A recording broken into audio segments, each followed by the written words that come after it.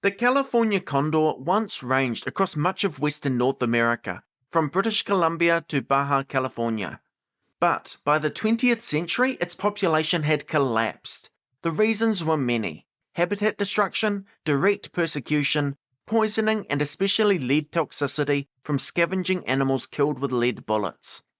As humans spread and carrion became less predictable or safe, the condor's fortunes declined. By the early 1980s, only a few dozen condors remained, all in Southern California. The turning point came in 1987, when the last 27 wild individuals were brought into captivity, making the species extinct in the wild. This move sparked fierce debate.